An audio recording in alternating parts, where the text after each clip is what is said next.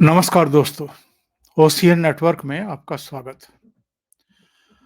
अगस्त 2022 और मार्च 2023 यानी 2022 में भी और 2023 में भी अरविंद केजरीवाल विश्वास प्रस्ताव लेकर के आए थे और अब फरवरी 2024 फिर विश्वास प्रस्ताव ले आए।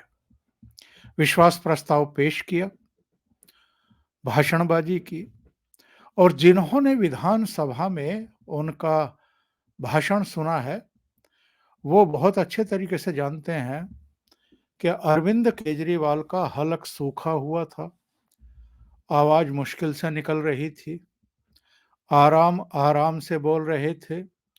जो पहले चीख चिल्लाहट और पूरा जोश के साथ बोलने की कोशिश करते थे, यानी जिस आदमी की जितनी हैसियत ना हो और उस हैसियत से अधिक अपने को शो करने की कोशिश करता है, और कई बार जब वो प्रेशर में होता है तो भी ऊंची आवाज में बोल करके सामने वाले पर हावी होने की कोशिश करता है। तो वही हाल अरविंद केजरीवाल का पहले होता था।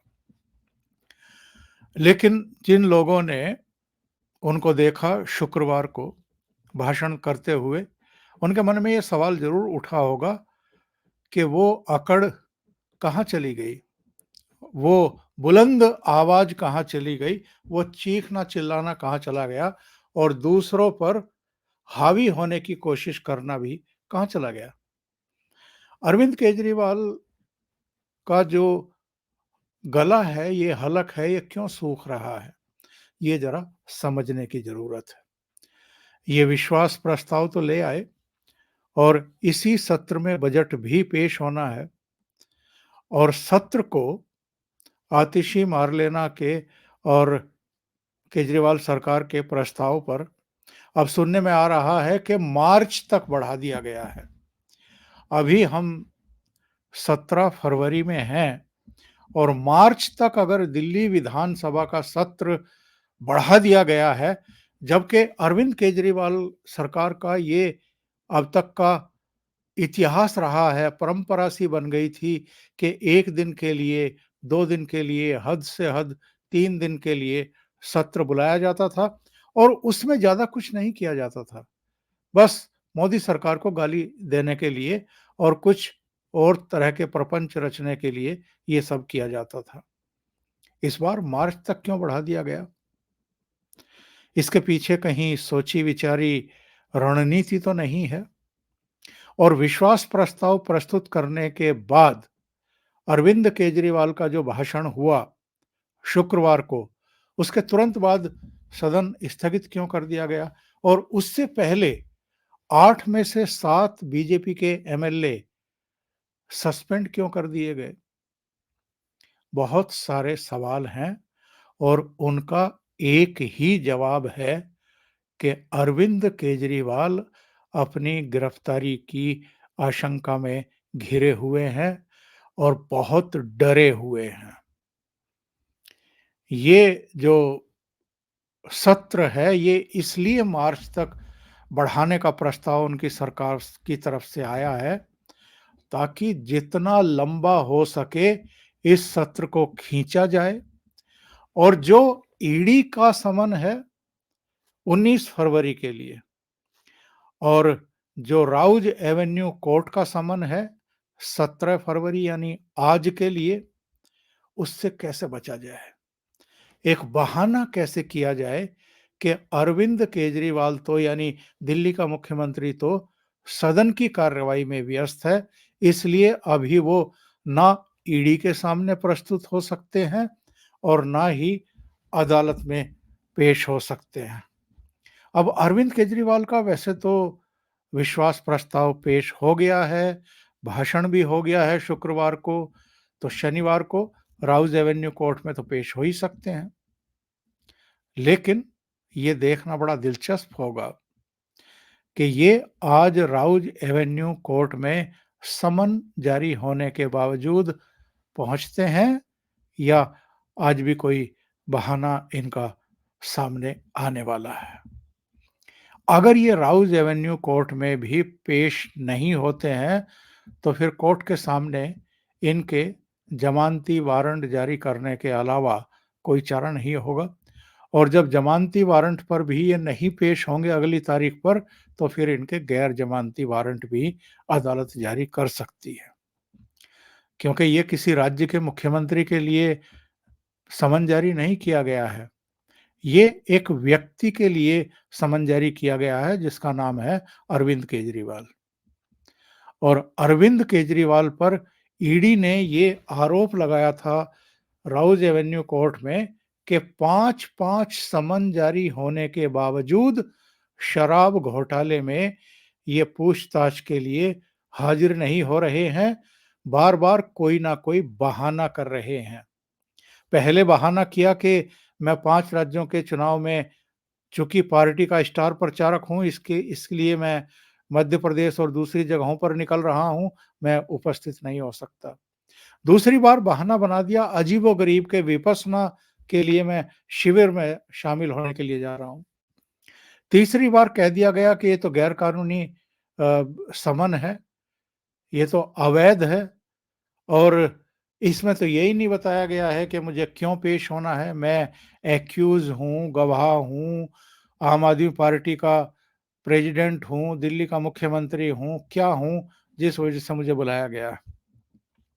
और सेम दलील चौथे और 5वें समन पर भी इन्होंने दी। अब तो हालत ये है कि राउज एवेन्यू कोर्ट में आज के लिए इनको समन है कि आप उपस्थित होइए और जो कहना है यहाँ कहिए।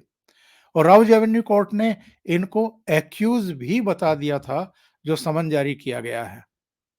और ये भी कह दिया था कि जो 5 समन आपने अवॉइड किए हैं, अनदेखे किए हैं, ओवरलुक किए हैं ईडी के, वो सब कानूनी हैं, गैर कानूनी कोई नहीं है, जैसा ये बता रहे थे।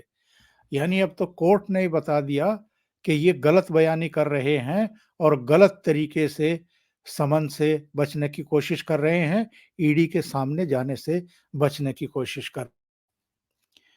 अब आज तो इनको रॉज एवेन्यू कोर्ट में पेश होना है, तो देखना ये है कि जाते हैं या विधानसभा में बैठे रहते हैं और ये शो करने की कोशिश करते हैं कि एक मुख्यमंत्री होने के नाते विधानसभा का सत्र और उसकी कार्रवाई मेरे लिए ज़्यादा इम्पोर्टेंट है, कोर्ट में पेश होने के बजाय। तो देखना ये है कि वकील को भेजते हैं वहाँ या खुद हाजिर होते हैं। और नंबर 2, जो छठा समन जारी हुआ है ईडी का 19 फरवरी के लिए, ये उस पर भी जाते हैं या फिर कोई बहाना बनाते हैं? क्योंकि विधानसभा का सत्र अगर मार्च तक बढ़वा दिया है अरविंद केजरीवाल ने, तो एक बहाना तो अभी उनके पास है। लेकिन मुसीबत यहीं खत्म नहीं हो रही है अरविंद केजरीवाल की।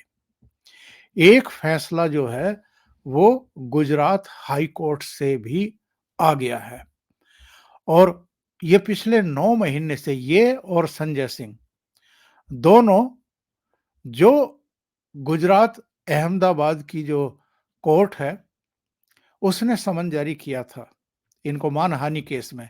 और मानहानि किसकी? गुजरात यूनिवर्सिटी की। इन्होंने जो प्रधानमंत्री नरेंद्र मोदी की डिग्री को लेकर के झूठ फैलाया था और एक तरीके से ये साबित करने की कोशिश की थी कि जैसे गुजरात यूनिवर्सिटी ने प्रधानमंत्री नरेंद्र मोदी को कोई फर्जी डिग्री जारी की है, उस पर गुजरात यूनिवर्सिटी ने इनको और संजय सिंह को मानहानि के मामले में कोर्ट में घसीटा है और ये पिछले 8-9 महीने से उससे भागते फिर रहे हैं। ये उस समन को भी अवैध बता रहे थे, वहाँ की अहमदाबाद की कोर्ट ने जारी किया इनको मानहानि के मामले में और इसको चैलेंज किया इन्होंने हाई कोर्ट में। अब हाई कोर्ट से फैसला आ गया है और उन्होंने निचली अदालत के समन को रद्द करने से इनकार कर दिया। इनकी याचिका को भी खारिज कर दिया और इनसे कहा कि आप कोर्ट में पेश हों, आपको कोर्ट में पेश होना ही होगा। प्रेस कॉन्फ्रेंस करके इन्होंने प्रधानमंत्री नरेंद्र मोदी की डिग्री को चैलेंज करते हुए उनकी भी छवि को धूमिल करने की कोशिश की और गुजरात यूनिवर्सिटी पर भी इन्होंने कीचड़ उछालने की कोशिश की थी। तो अरविंद केजरीवाल की मुसीबतें बेहिसाब बढ़ती जा रही हैं, लेकिन अभी भी अपनी उलटबाजियों से, चालबाजियों से बाज नहीं आ रहे हैं। जो ये विश्वास प्रस्ताव पेश करने के लिए सदन बुलाया, सत्र बुलाया, जिसमें बजट भी पेश होना है दिल्ली का, इसके पीछे भी सोची विचारी रणनीति है कि किसी तरीके से मार्च मिड तक इस मामले को और खींचा जाए और किसी तरीके से ईडी के सामने प्रस्तुत होने से बचा जाए। और मार्च के मिड में चूंकि लोकसभा चुनाव का कार्यक्रम ही घोषित हो जाएगा, तो उसके बाद इनके पास बहाना होगा कि अब तो चूंकि लोकसभा चुनाव की घोषणा हो गई है, आचार संहिता भी लागू हो गई है, तो अब मुझे ईडी कैसे गिरफ्तार कर सकती है। तो फिर तो ये और ऊंची-ऊंची आवाज में कहना शुरू करेंगे कि मोदी सरकार मुझे चुनाव प्रचार से रोक रही है। पर ये जो तमाम टैक्टिस हैं अरविंद केजरीवाल की, ये जो शातिरबाजी है, क्या ये इनके काम आएगी? देखना यही दिलचस्प होगा। अभी के लिए इतना ही, बहुत-बहुत धन्यवाद। अगर आपको ये चैनल और इसके कंटेंट पसंद आ रहे हैं, तो लाइक करें, कमेंट करें, वीडियो को शेयर भी करें। अभी तक अगर आपने ये चैनल सब्सक्राइब नहीं किया है, तो सब्सक्राइब कर लें और साथ में लगे बेल आइकॉन को दबा दें, ताकि आगे आने वाले वीडियो और उनके नोटिफिकेशन आप तक पहुँचते रहें। बहुत-बहुत धन्यवाद। नमस्कार।